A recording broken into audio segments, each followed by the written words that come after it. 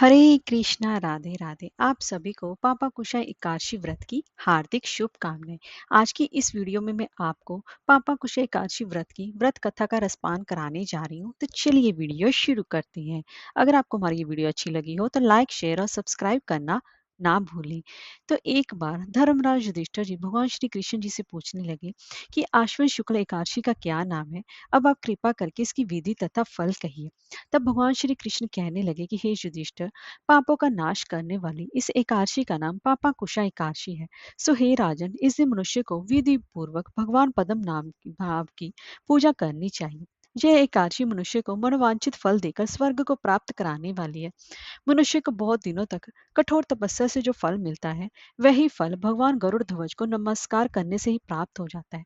जो मनुष्य अज्ञानवश अनेक पाप करते हैं परंतु हरि को नमस्कार करते हैं, वे नरक में नहीं जाते। विष्णु के नाम के कीर्तन मात्र से संसार के सब तीर्थों के पुण्य का फल मिल जाता है। जो मनुष्य धनुषधारी भगवान विष्णु की शरण में जाते हैं, उन्हें कभी भी यम यातना भोगनी नहीं पड़ती। जो मनुष्य वैष्णव होकर शिव की और शैव होकर विष्णु की निंदा करते हैं, वे अवश्य नरकवासी होते हैं। सहस्त्रों वाजपेयी और अश्वमेध यज्ञों से जो फल प्राप्त होता है, वह एकादशी के व्रत के 16वें भाग के बराबर भी नहीं होता है। संसार में एकादशी के बराबर कोई पुण्य नहीं, इसके बराबर पवित्र तीनों लोकों में कुछ भी नहीं। इस एकादशी के बराबर कोई व्रत नहीं।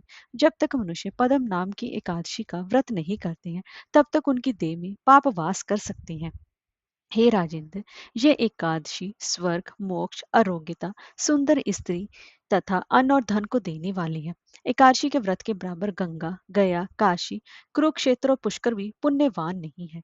हरिवासर तथा एकादशी का व्रत करने और जागरण करने से सहज में ही मनुष्य विष्णु पद को प्राप्त होता है। सो हे युधिष्ठिर, इस व्रत को करने से 10 पीढ़ी मातृपक्ष, 10 पीढ़ी पितृपक्ष, 10 पीढ़ी स्त्री पक्ष तथा 10 पीढ़ी मित्र पक्ष का उद्धार कर देते हैं।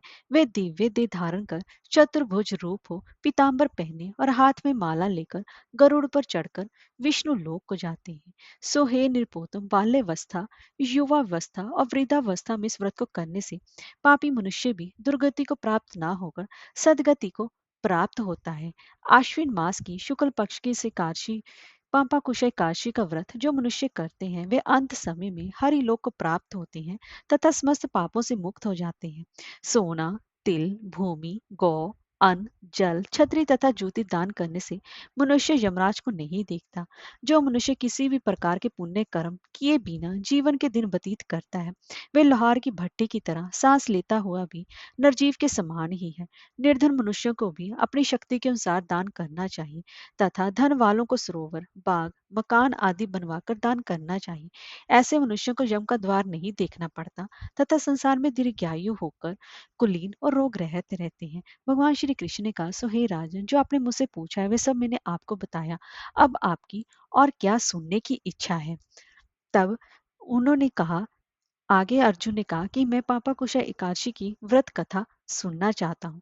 तब श्री कृष्ण भगवान बोले कि प्राचीन समय में विंध्य पर्वत पर क्रोधन नाम के एक बहेलिया रहता था। वह बड़ा ही क्रूर था। उसका सारा जीवन हिंसा, लूटपाट, मद्यपान और गलत संगति पाप कर्मों में ही बीता। जब उसका अंतिम समय आया, तब यमराज के दूत बहेलिया को लेने आए और यमदूत ने बहेलिया से कहा कि कल तुम्हारे जीवन का अंतिम दिन है, हम तुम्हें कल लेने आएंगे।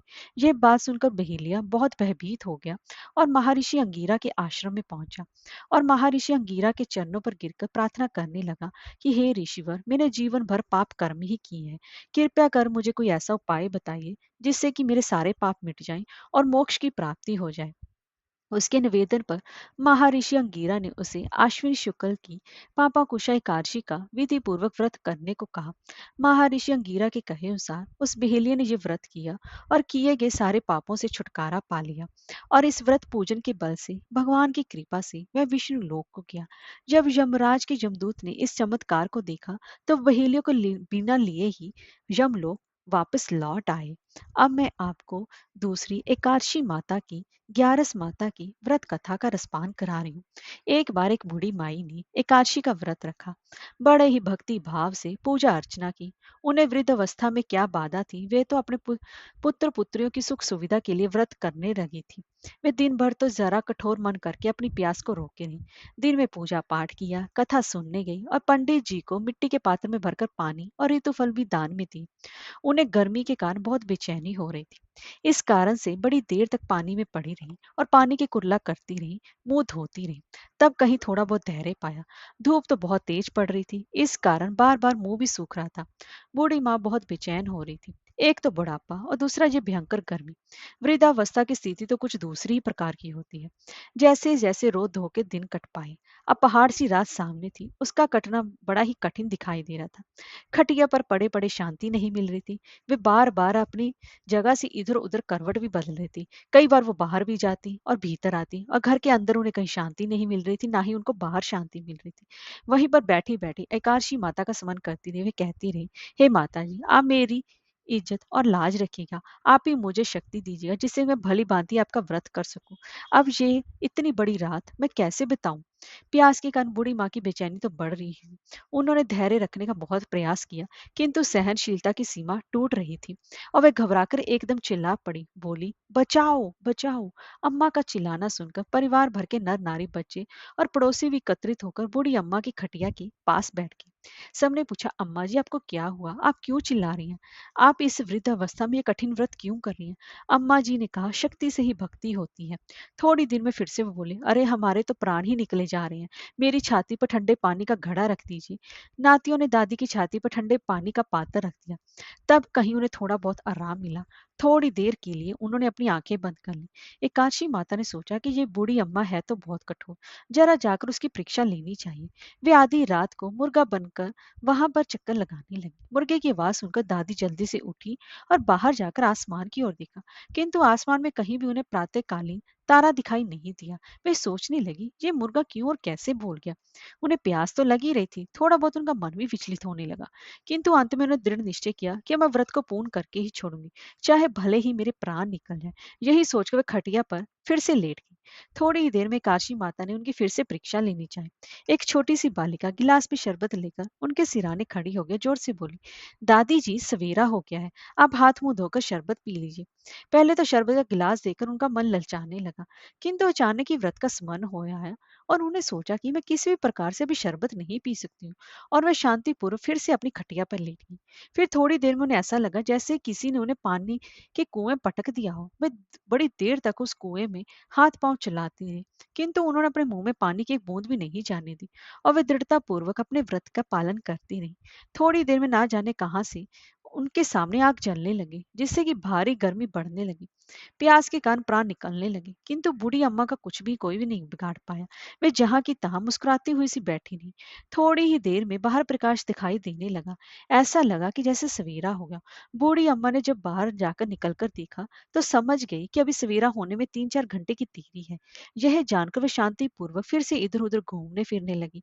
एकादशी माता जी अच्छी तरह से समझ गई कि ये बूढ़ी अम्मा अब किसी प्रकार से अपने व्रत से नहीं टल सकती हैं। वे उनके सत्य व्रत को अच्छी तरह से समझ गई। सवेरा होते ही बूढ़ी माता ने स्नान किया, भगवान का पूजन पाठन किया, एकादशी माता की कथा सुनी, ब्राह्मणों को दक्षिणा देकर भोजन कराया। तब कहीं जाकर उन्होंने जल ग्रहण किया और उसके बाद फिर उन्होंने स्वयं भोजन किया। उस श्रेष्ठ व्रत के प्रताप से बूढ़ी अम्मा की आयु में वृद्धि होगी। उनका घर परिवार हरा भरा हो गया। घर में अब तक कोई अभाव नहीं रहा। वे हर तरह की सुख साधनों से संपन्न हो गई और नाती नातिन से उनका घर भर गया। वो उसी दिन से ही 12 महीने की एकादशी का व्रत करने लगी। एकादशी माता के व्रत के प्रताप से इस संसार में हर प्रकार के सुख भोगकर अंत में बैकुंठ धाम को चलेगी। जैसे ही एकादशी माता ने बूढ़ी माता और उनके परिवार को हरा भरा किया, ऐसे ही एकादशी माता हम सभी की कामनाओं को पूर्ण कीजिएगा। जय हो काशी माता की।